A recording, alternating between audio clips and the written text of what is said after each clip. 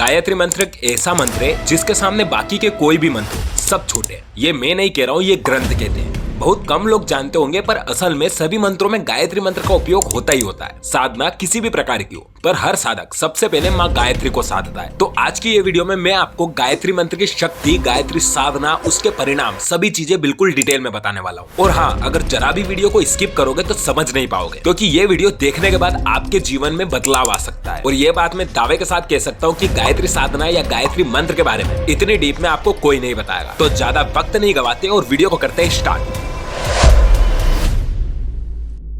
गायत्री मंत्र अनादि मंत्र है। पुराणों में बताया गया है कि सृष्टि के रचना करने वाले ब्रह्मदेव को गायत्री मंत्र आकाशवाणी द्वारा प्राप्त हुआ था और फिर यही गायत्री साधना करके उन्होंने सृष्टि का निर्माण किया था। अब ये बात तो सभी को पता है कि माँ गायत्री को वेद माता कहते हैं, पर जरा इस पर गौर कीजिए। वेद माता यानी चारों वेद, ऋग्वेद, यजुर्वेद, सामवेद और अथर्ववेद, इन सभी की माता है माँ गायत्री। और हमारी इस सृष्टि में जितने भी प्रकार के प्रश्न हैं, वो चाहे आपके दिमाग में हो या मेरे दिमाग में, इन सभी का उत्तर आपको वेदों में मिल जाएगा। पर जो हमारी सोच के भी परे है वो है माँ गायत्री। तो सीधी सी बात है, जो गायत्री की उपासना करता है उसको सभी वेद पता होते हैं, और अगर वेद पता है तो ये संसार बहुत छोटा लगने लगता है। और गीता में भगवान स्वयं कहते हैं, गायत्री छंदास्याम्यहम्, यानी गायत्री मंत्र मैं स्वयं ही हूँ। जो कार्य इस संसार में किसी दूसरे मंत्र से होता है, वो सभी कार्य आप केवल एक मंत्र से कर सकते हो, और वो है गायत्री मंत्र। और सबसे बड़ी बात तो ये है कि इस साधना में कुछ भूल हो जाने पर भी किसी का अनिष्ट नहीं होता है। इससे सरल और शीघ्र फल देने वाली साधना दूसरी नहीं है। ये विद्या को जब हम जानते थे तो हम चक्रवर्ती, शासक, सभी वेदों को जानने वाले थे, पर अब ये विद्या बहुत कम लोगों को पता है, जिसके कारण अब हम दीन,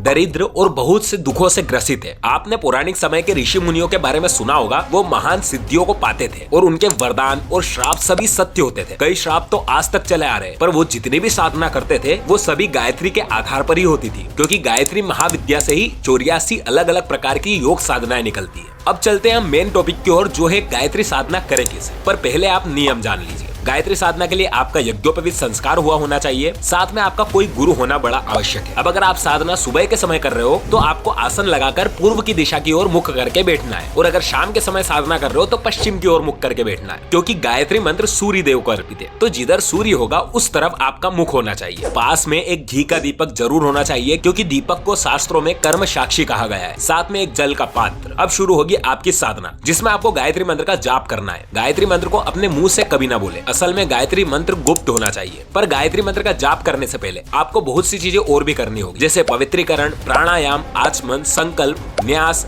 ऐसी बहुत सी विधि है। इसके बाद आपको करना होगा माँ गायत्री को श्राप से विमुक्त। ये बात आपको कोई नहीं बताएगा। गायत्री मंत्र को ब्रह्मदेव का, वशिष्ठ ऋषि का और विश्वामित्र ऋषि का श्राप है कि जो भी इस मंत्र की साधना करेगा उसे कोई परिणाम नहीं मिलेंगे। अब आप बोलेंगे कि ऐसा क्यों? तो देखो, गायत्री मंत्र में इतनी शक्ति है कि वो आपकी सोच के भी परे। तो कोई भी कुपात्र व्यक्ति गायत्री शक्ति का गलत उपयोग न कर पाए, इसीलिए कलयुग से पूर्व ही गायत्री मंत्र को किलित कर दिया गया था। पर गायत्री मंत्र को श्राप से मुक्ति दिलाने की विधि भी शास्त्रों में लिखी है। अगर आपने गायत्री मंत्र को श्राप से विमुक्त नहीं किया तो गायत्री मंत्र निरर्थक जाएगा। एक और क्रिया है जो आपको करना ही पड़ेगी, वो है मुद्राएं। इसमें 24 हस्त मुद्रा आती है जो गायत्री उपासना करने से पहले करनी होती है। मैं आपको एक एक करके बता देता हूँ। पहली है सुमुखम, यानी दोनों हाथों की उंगलियों को मोड़े और मिलाएं। दूसरी है संपुटम, दोनों हाथों को इस प्रकार से मिलाएं। तीसरी है विततम, दोनों हाथों की हथेलियों को आमने सामने रखें। चौथी है विस्तृतम, दोनों हाथों की हथेली जो आमने सामने थी उनमें दूरी बना दो। फिर आती है द्विमुखम, हाथों की उंगलियों में कनिष्ठिका से कनिष्ठिका और अनामिका से अनामिका को मिलाएं। छठी है त्रिमुखम, अब दो उंगलियां तो मिली हुई है, मध्यमा को भी आपस में मिला लो, कुछ इस तरीके से। फिर है चतुर्मुखम, अब चारों उंगलियों को मिला लो। फिर आती है पंचमुखम, अब अंगूठे को भी मिला दो, यानी पांचों उंगली मिल गई। नवी है षणमुखम, इसमें अब कनिष्ठिका को एक दूसरे से अलग करना है। फिर है अधोमुखम, इसमें आप हाथों को अंदर की ओर भी कर सकते हो और बाहर की ओर भी। 11वीं है व्यापकांजलि, इसमें आपको अपने हाथों को कुछ इस प्रकार से घुमाते हुए वापस सामने लाना है। फिर है शकटम, इसमें अपने हाथों की तर्जनी उंगली और अंगूठे को आपस में मिलाकर एक दूसरे के ऊपर रख दीजिए। फिर है यमपाशम, ये थोड़ा मुश्किल हो सकता है तो ध्यान से देखना। इसमें आपको अपने सीधे हाथ को पलटना है और इस तरह से अपनी कनिष्ठिका उंगली को तर्जनी उंगली से मिलाना है और तर्जनी को कनिष्ठिका से। अब दोनों हाथों के बीच की उंगलियां आपको खोलनी है और जो खुली उंगलियां हैं उनको आपको अपने अंगूठे से पकड़ना है। मैं आपको वीडियो में दिखा रहा हूँ, आप थोड़ा पीछे जाकर वापस से देख सकते हैं। फिर है ग्रथितम, इसमें सभी हाथों की उंगलियां आपस में से निकाल कर दोनों हाथों को मिलाना है। फिर है उन्मुखोन्मुखोन, ये तो आसान है। दोनों हाथों की उंगलियां आपको कुछ इस प्रकार प्रकार से मिलानी है। फिर आता है प्रलंबम, इसमें आपको अपने हाथों की हथेलियों को उल्टा करना है। फिर है मुष्टिकम, दोनों अंगूठे को ऊपर रखते हुए दोनों हाथों की मुट्ठियां बनाकर आपस में जोड़नी है। नंबर 18 है मत्स्य, ये तो सबको आता है, अपने हाथों से मछली बनानी है। फिर है कुर्म, जो आपने मत्स्या मुद्रा बनाई है उनकी बीच की 2 उंगलियों को नीचे की ओर कर देना है। अब आती है वराहकम, इसमें आपको राइट हैंड को उसी पोजीशन में उठाना है और लेफ्ट हैंड को थोड़ा सा टर्न करना है। अब राइट हैंड की जो 2 उंगलियां हैं उनको लेफ्ट हैंड की उंगलियां के बीच में रखनी है। इसके बाद तर्जनी उंगली को अंगूठे से, कनिष्ठिका को तर्जनी से और अंगूठे को कनिष्ठिका से मिलाना है। इसमें कुछ इस प्रकार से अपने हाथों को रखना है। फिर है सिम महाक्रांतम, यानी कुछ इस प्रकार। फिर 22वीं मुद्रा है महाक्रांतम, इसमें हाथों को अपोजिट डायरेक्शन में पलट देना है। फिर है मुद्गरम, अपने राइट हैंड की मुट्ठी बांधकर राइट हैंड की कोहनी लेफ्ट हैंड की हथेली पर रखें। एंड लास्ट है पल्लवम, अब जिस पोजीशन में आपका हाथ रखा हुआ है उसी पोजीशन में अपने हाथों की मुट्ठी को खोल दीजिए। ये थी 24 मुद्राएं। इसलिए मैंने आपको पहले ही बताया था कि बिना गुरु के ये साधना नहीं हो पाएगी, पर यह भी सही है कि अगर आप ये सब सीख गए तो कुछ ही दिनों में आप ये सब आसानी से कर पाओगे। अब आते हैं हम जाप पर। तो आपको एक रुद्राक्षी माला लेनी है। अब आपको जाप करना शुरू करना है। एक दिन में आप कम से कम 1 माला तो जरूर करें। और हाँ, आपको इतनी ही जोर से मंत्र बोलना है कि दूसरे व्यक्ति को केवल आपके होठ हिलते दिखाई दे। अब बात आती है कब तक आपको जाप करना है। तो देखो, गायत्री मंत्र के कम से कम 24 लाख जाप होते हैं। एक माला में 108 मोतियां होते हैं, हम 100 मान लेते हैं। अब 24 लाख जाप यानी 24,000 माला। 24,000 माला यानी अगर आप सुबह शाम 7-7 माला भी करते हो तो आपको करीबन 4 साल तो लगेंगे। पर गायत्री मंत्र की साधना करने के कुछ ही महीनों बाद आपको परिणाम दिखने लगेंगे, आपको अलग सा ही आभास होने लगेगा और 4 साल बाद आपका जीवन बिल्कुल ही बदल जाएगा। आप कल्पना भी नहीं कर सकते आपको इतना फल मिलेगा।